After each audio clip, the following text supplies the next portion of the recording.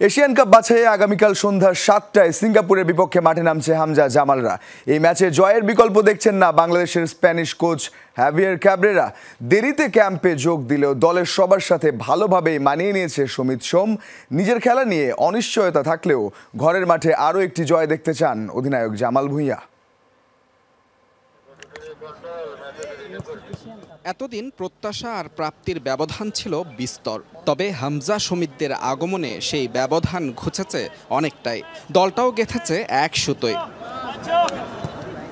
প্রতিপক্ষ সিঙ্গাপুর র্যাঙ্কিংয়ে ২২ ধাপ এগিয়ে থাকলেও তাতে বিচলিত নয় টিম বাংলাদেশ।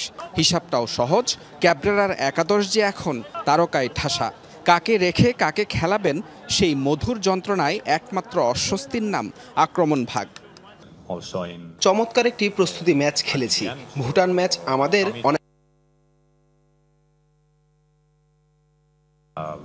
হামজা সমিতের সঙ্গে সোহেল রানার ধারাবাহিক পারফরম্যান্স, সব মিলে মিডফিল্ডে অধিনায়ক জামাল ভুঁইয়ার জায়গাটাই যে অনিশ্চিত, তাতেও অবশ্য হতাশ নন JV6।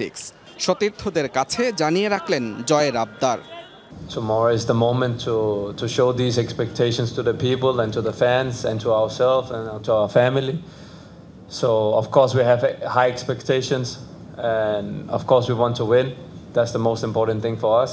সি গ্রুপে এই মুহূর্তে 4 দলের পয়েন্ট সমান। সিঙ্গাপুরকে বাংলাদেশ হারাতে পারলে তারা টেবিলের শীর্ষে উঠবে।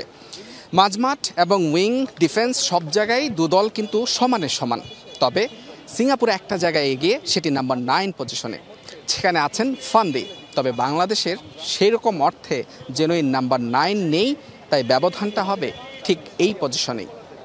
টানা 6 ম্যাচ জয়হীন থাকা সিঙ্গাপুর সবশেষ মালদ্বীপকে হারিয়েছে 3-1 গোলে। 1 বছর পর ফিরে জোড়া গোলে প্রত্যাবর্তন রাঙিয়েছেন দলটির বড় তারকা ফান্দি। আর 2 উইংয়ে আক্রমণ সাজাবেন গ্লেগ কে ও হারি স্টুয়ার্ট। 4-2-3-1 ফরমেশনে খেলবে সিঙ্গাপুর। গোলরক্ষক লম্বা পাসে 2 উইং দিয়ে সাজাবেন আক্রমণ। ক্রস ধরে সেই আক্রমণ জালে পাঠাতে প্রস্তুত থাকবেন পারফেক্ট ফিনিশার ও দারুণ শুটার ফান্দি। বাংলাদেশ দলকে সম্মান করি। আমাদের অ্যাওয়ে ম্যাচ, অবশ্যই চাপ থাকবে, তবে আমরা আমাদের প্ল্যান অনুযায়ী খেলব। জয়ের জন্যই মাঠে নামবো আমরা। 1973 সালে প্রথম মুখোমুখি দেখায় সিঙ্গাপুরের বিপক্ষে ড্র করেছিল বাংলাদেশ।